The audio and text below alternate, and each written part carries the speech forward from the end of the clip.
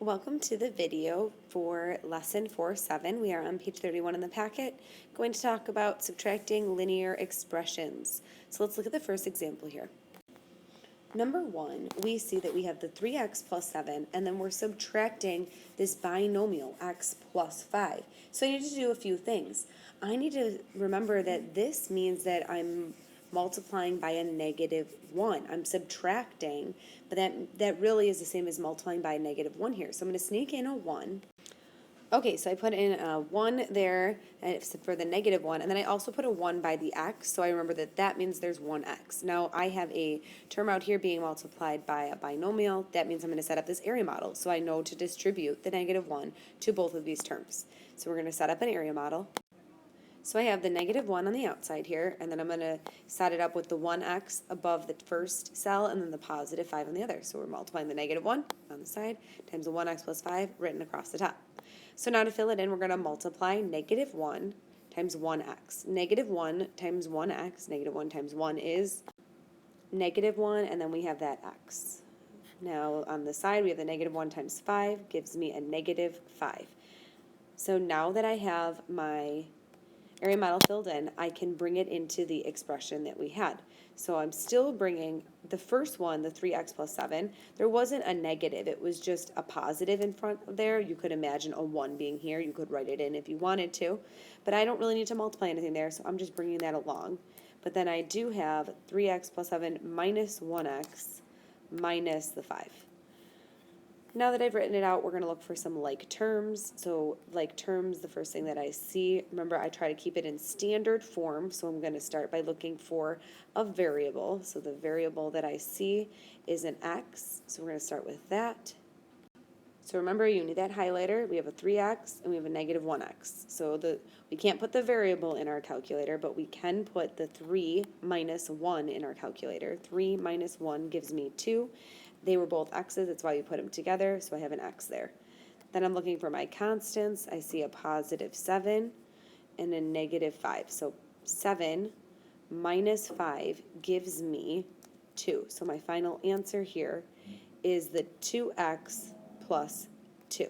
And then we can put a circle around. Remember, I like to add the color just to help you know that that is the answer, but you don't have to highlight that at all. So my answer here is 2x plus 2.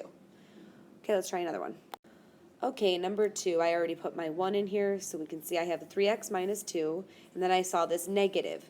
I'm sneaking in a 1 to remind myself that this means I'm multiplying the -1 to both of the terms that are in the parentheses.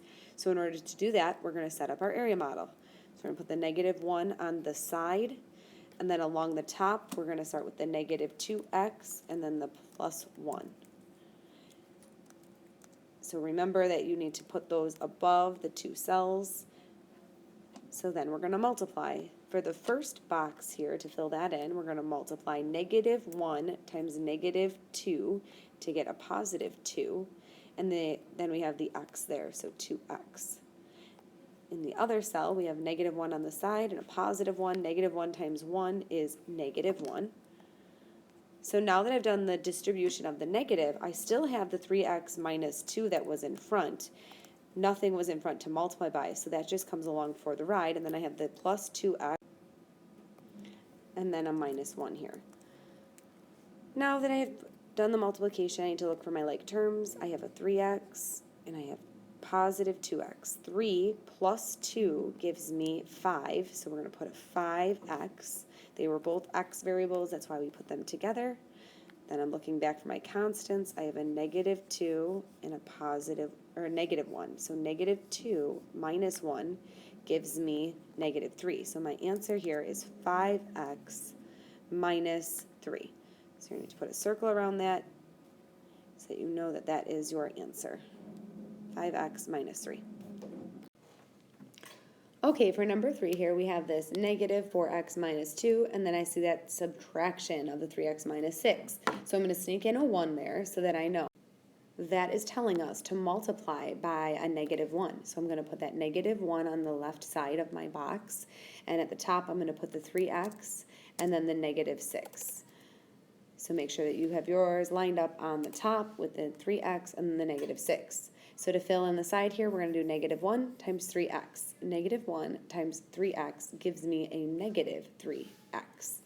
And then to fill in the other side, we have a negative 1 times a negative 6. Negative 1 times negative 6 is a positive 6. I'm going to put that inside of the area model. So then I still have the negative 4x minus 2 that was in the beginning. I'm going to put that first. And then from the area model, I'm going to bring down the negative 3x, so minus 3x, and then the positive 6, so then plus 6. Now that I've brought everything down and I've done my multiplication, I can worry about like terms. So my like terms, when I'm looking, I'm going to start with the variable, so I keep it in standard form. Negative 4x minus 3x. Negative 4 minus 3 gives us a negative 7x. And then we have the constants, negative 2 and positive 6. So then negative 2 plus 6 gives us a positive 4. So my answer here is the negative 7x plus 4. Make sure that you put a circle around that. Let's try the next one. So in the next one, we have negative 3x plus 4, and then I see that minus. So I'm going to sneak in my 1, telling me I need to actually multiply this negative 1 here times the negative 7x and the negative 6. So to do so, we set up our area model. We put the negative 1 on the left side, and then the negative 7x minus 6 on the top. Negative 1 times negative 7x. Negative 1 times negative 7 is 7, and then we have that x, no other x's to add to that, so that's it for there. On the side here, we have a negative 1 times a negative 6. Negative 1 times negative 6 is a positive 6. So we'll put plus 6 there. Okay, so now we're ready to bring down the original part, which was the negative 3x plus 4. There was no number in front there. I mean, an imaginary 1 could be put there, but it won't change anything, so I'm just going to bring down the negative 3x plus 4, and then what was in my area model, plus 7x plus 6. From here, we're going to highlight our like terms. So the first thing I look for is x variables. I see a negative 3x and a positive 7x. Negative 3 plus 7, I can put in my calculator. Remember, you can't put the variable in, but you can put in the numbers. Negative 3 plus 7 gives us 4. The reason we put them together is because they were all x variables, so 4x. Then I look and I see the positive 4, positive 6, positive 4, so 4 plus 6 gives me 10. So my answer here is going to be 4x plus 10. And put a circle around that one. Okay, let's move on to number 5. In this question, we have the negative 4x minus 3 in the front, and then I see negative. This is telling me to subtract both of these terms. So I need to make sure that I set up an area model, so I multiply by negative 1. So I'm going to start by sneaking that 1 in there. Remember, to subtract both is the same as multiplying by a negative 1. Then I'm going to set up my area model. Negative 1 on the side. And I'm going to add another 1 in the parentheses next to that negative x by itself. Remember, that just means negative 1x. So along the top, I have the negative 1x plus 4. So to fill in the box, we're going to do negative 1 times negative 1. Negative 1 times negative 1 is positive 1. And because there was the x there, we're going to bring the x down. And then on the side, we have a negative 1 times a positive 4. Negative 1 times positive 4 is negative 4. Okay, so now I can bring down, remember, the original part in the parentheses, the negative 4x minus 3. We just need to bring along, because we didn't have to multiply by the positive 1 that's in front there. And then from inside the area model, I'm replacing the negative 1 times x, negative x plus 4 with the positive 1x minus 4. Okay, now we're looking for some like terms. So when I look through, I see I have a negative 4x and a positive 1x. Negative 4 plus 1 I can put in my calculator. Can't put the x in, just the coefficients. So negative 4 plus 1 is a negative 3x. And then we have a negative 3 and negative 4 that we can put together. So negative 3 plus a negative 4, or negative 3 minus 4, either way is the same. Negative 3 plus negative 4 is a negative 7. So my answer here is negative 3x minus 7. So put a circle around that, so we know your answer is. Okay, on to number 6. Okay, number 6, we see fractions. Can you do me a favor, and at the bottom of this page, above the number 31, can you give me a face showing me how you feel when you look at fractions? Smiley face, if you feel fine about fractions, you like them. Straight face, if you don't really mind them, but you don't really like them either. Frowny face, if you really don't like fractions. Okay, that's your secret message. So above the 31, smiley face, you really like fractions. Straight face, don't really like them, don't really not like them, just kind of in the middle. Frowny face, really don't like fractions. Okay, so for number 6, other than the fractions, the problem is very similar to what we have been doing. I'm going to sneak in a -1 here.